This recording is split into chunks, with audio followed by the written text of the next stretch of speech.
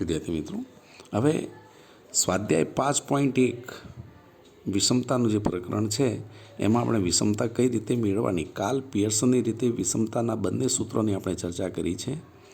જો બહુલક મળી શકે એમ હોય ત્યારેનું સૂત્ર અને બહુલક ન મળી શકે એમ હોય ત્યારે કયા સૂત્રનો ઉપયોગ કરવો આપણે જે સમજૂતી હાલ મેળવી છે.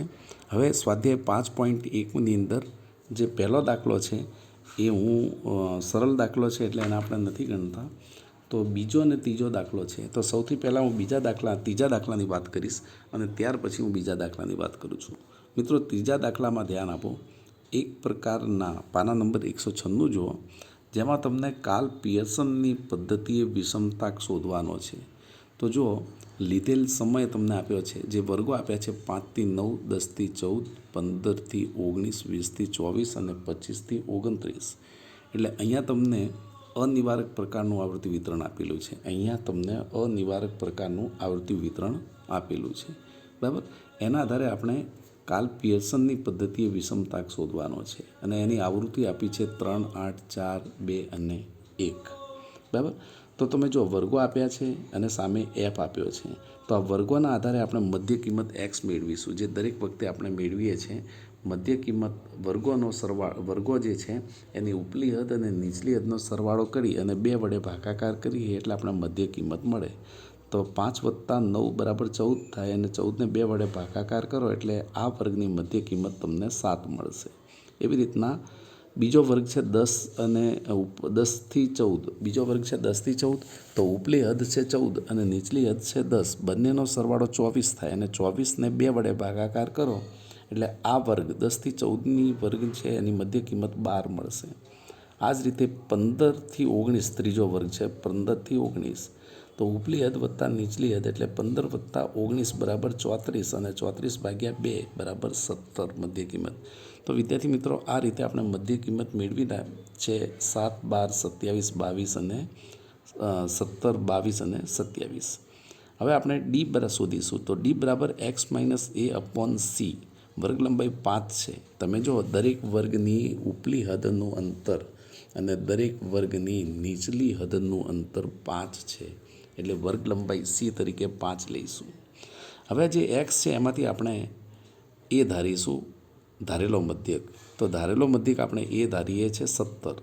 હવે 17માંથી 17 એટલે 0, 12માંથી 17 એટલે -5 અને -5/5 વર્ગ લંબાઈ એટલે -1, 7 - 17 એટલે -10 અને -10/5 એટલે -2. આ જ રીતે 22 - 17 એટલે 5 અને 5/5 એટલે 1. આ રીતે આપણને ડી મળે. એફ અને ડીનો ગુણાકાર કરીને એફડી મેળવીશું. -2 × -6. મિત્રો ફરીવાર 3 એફડી 3 × -2 એટલે -6, 8 × -1 એટલે -8, 4 × 0 એટલે 0, 2 × 1 એટલે 2 અને 1 × 2 એટલે 2. આ રીતે એફડી મળે. એફડીનો સરવાળો કરો એટલે સિગ્મા એફડી આવે છે -10. હવે એફડીનો ડી સાથે ગુણાકાર કરીશું. એફડીનો ડી સાથે ગુણાકાર કરીને FD² મેળવીશું. -2 × -6 એટલે 12, -1 × -8 એટલે 8, 0 × 0, 1 × 2 એટલે 2 અને 2 × 2 એટલે 4. હવે FD² જે મેળવ્યો છે, FD²નો સરવાળો કરો એટલે સિગ્મા એફડી મળશે 26. બરાબર. તો આ બધી આપણે ગણતરી કરી નાખીને આવૃત્તિનો સરવાળો કરીએ એટલે n = 18 મળે. તો x bar = a + sigma FD/n × c. એ તરીકે આપણે 17 ધારેલો મધ્યક. તો 17 પ્લસ, પણ હવે અહીંયા સિગ્મા એફડી માઇનસ છે એટલે પ્લસ માઇનસ માઇનસ થઈ જાય એટલે -10/18 × 5. બરાબર. એટલે અહીંયા 10 × 5 કરો એટલે 50 થાય અને 50/18 એટલે -2.78 એટલે x બાર આવશે 14.22. હવે આપણે બહુલક શોધવાનો છે.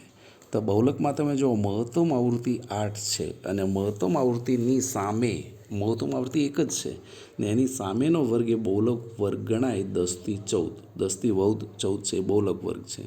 હવે બહુલક = L + F M minus F one ભાગ્યા 2FM minus F1 minus F2 ગુણ્યા સી.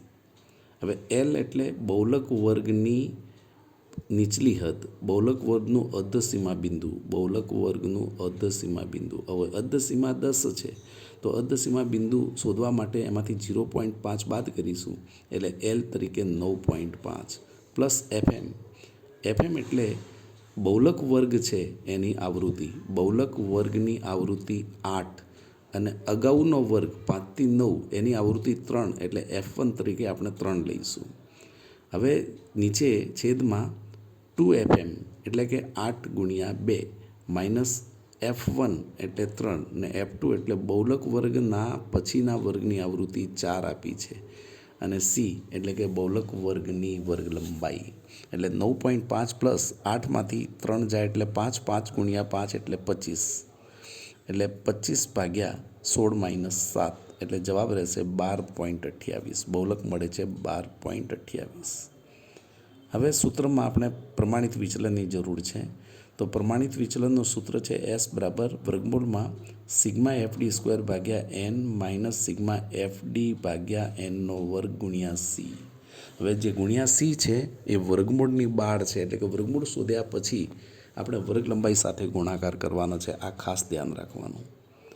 તો સિગ્મા FD સ્ક્વેર છે 26, 26 ભાગ્યા 18 માઇનસ 10 ભાગ્યા 18.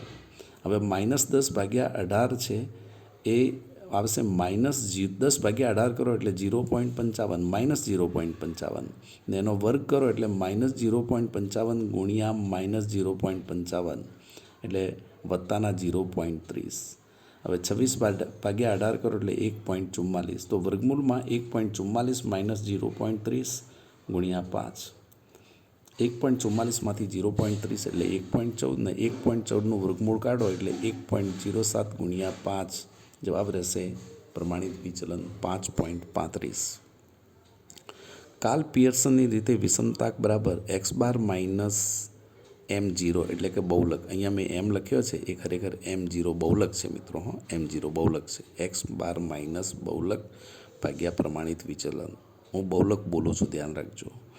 તો એક્સ બારની કિંમત છે 14.22 અને બહુલક આપણે શોધ્યો છે 12.28 એટલે કે 14.22 માઇનસ 12.28 ભાગ્યા 5.35. ફરી વાર રિપીટ કરું છું મિત્રો. બહુલક કાર્લ પિયર્સનની રીતે વિષમતાક બરાબર મધ્યક ઓછા બહુલક ભાગ્યા પ્રમાણિત વિચલન 1.94 ભાગ્યા 5.35 જવાબ આવશે 0.36. તો આ રીતે આપણે કાર્લ પિયર્સનની રીતે વિષમતાક શોધ્યો અને દાખલા નંબર 3ની વાત પૂરી કરી.